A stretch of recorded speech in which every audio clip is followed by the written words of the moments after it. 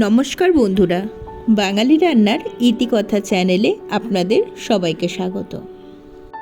চিংড়ি মাছের অনেক রকম রেসিপি আমরা খেয়ে থাকি।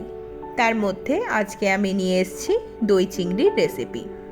চিংড়ি মাছের যে কোনো রেসিপি খেতে যেমন সুস্বাদু হয়, বানানোও যায় খুব সহজে।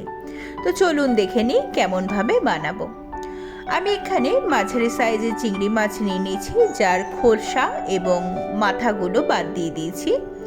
তারপর ভালো করে পরিষ্কার করে ধুয়ে একটু নুন হলুদ মাখিয়ে 10 থেকে 15 মিনিট রেখে দেব। 10 থেকে 15 মিনিট পর একটা প্যান বসিয়ে দিয়ে তার মধ্যে দিয়ে দিচ্ছি অল্প সাদা তেল। তারপর তেলটা গরম হলে তার মধ্যে হলুদ এবং নুন মাখিয়ে রাখা চিংড়ি মাছগুলো দিয়ে একটু হালকা করে ভেজে নেব। চিংড়ি মাছ কখনোই বেশি ভাজা উচিত না, তাহলে শক্ত রাবারি হয়ে যায়। 3-4 মিনিট একটু উল্টে পাল্টে চিংড়ি মাছগুলো হালকা করে ভেজে নিতে হবে। চিংড়ি মাছগুলো যতক্ষণ ভাজা হচ্ছে আমরা একটা মশলা তৈরি করে নিচ্ছি। তার জন্য নিয়ে নিচ্ছি 2 টেবিল চামচ টক দই। তার মধ্যে দিলাম 1 চা চামচ জিরে গুঁড়ো, 1/2 চা চামচ ধনে গুঁড়ো, দিয়ে দিচ্ছি গরম মশলা গুঁড়ো 1/2 চা চামচ, নুন দিয়ে দিলাম স্বাদ অনুযায়ী। এরপর দিয়ে দিচ্ছি সবকিছু ব্যালেন্সের জন্য অল্প চিনি। চিনির পরিমাণ আপনাদের স্বাদ অনুযায়ী বাড়িয়ে বা কমিয়ে নিতে পারেন। এবং সমস্ত মশলাগুলো এখন ভালো করে ফেটিয়ে নিচ্ছি দইয়ের সাথে। দইয়ের মধ্যে যেন কোনো লাম্পস বা ডেলা না থেকে যায়।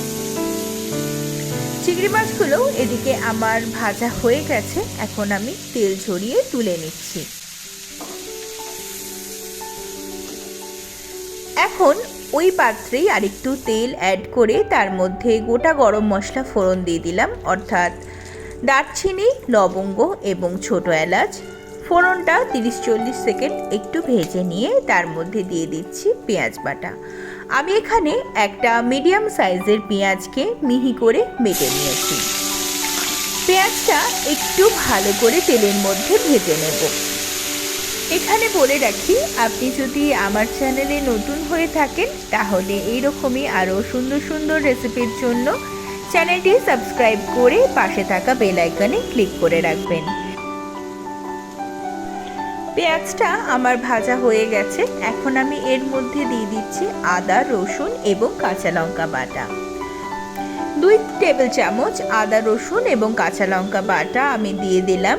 এরপর এটাও এখন ভালো করে নাড়াচাড়া করে নেব কাঁচা গন্ধ চলে যাওয়া পর্যন্ত।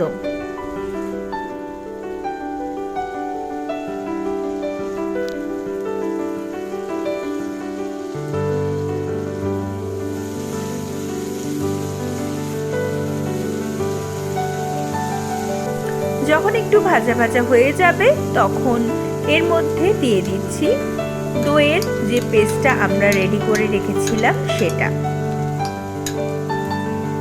দই কতটা টক সেই অনুযায়ী আপনারা চিনিটা ব্যবহার করবেন স্বাদের সমতা আনার জন্য। ভালো করে সমস্ত কিছু মিশিয়ে নিচ্ছি। অল্প জলও এর মধ্যে দিয়ে দিলাম যাতে মশলাগুলো পুড়ে না যায়।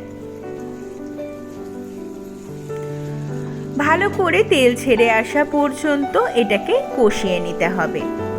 দেখতেই পাচ্ছেন তেল ছেড়ে দিয়েছে, অর্থাৎ আমাদের মশলা কষানো হয়ে গেছে। এখন এর মধ্যে আমি দিয়ে দিচ্ছি অল্প জল।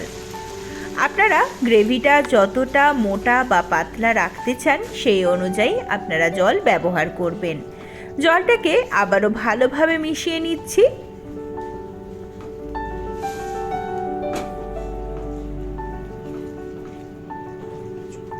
এরপর যখন মশলাটা ফুটে উঠবে তখন আমরা এর মধ্যে দিয়ে দেব 3-4টে চেরা কাঁচা লঙ্কা। এতে ঝাল হবে না, কিন্তু ফ্লেভারটা খুব সুন্দর আসবে। ভালো করে মশলাটা 2 থেকে 3 মিনিট ফুটিয়ে নেব। তারপরে ভেজে রাখা চিংড়ি মাছগুলো এর মধ্যে দিয়ে দেব।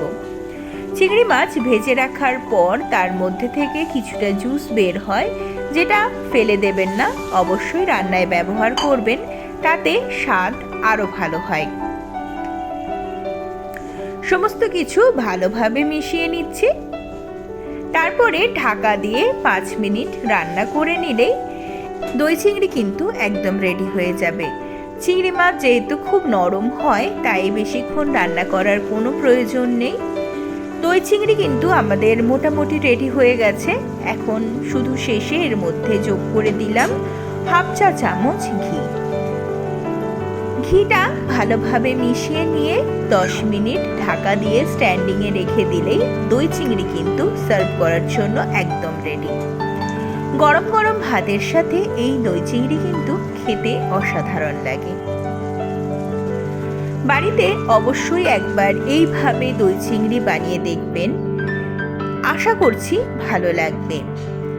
ভিডিওটি ভালো লাগলে বন্ধুদের সাথে শেয়ার করে নিতে ভুলবেন না এবং আমাকে কমেন্টে জানাতে ভুলবেন না কেমন লাগলো।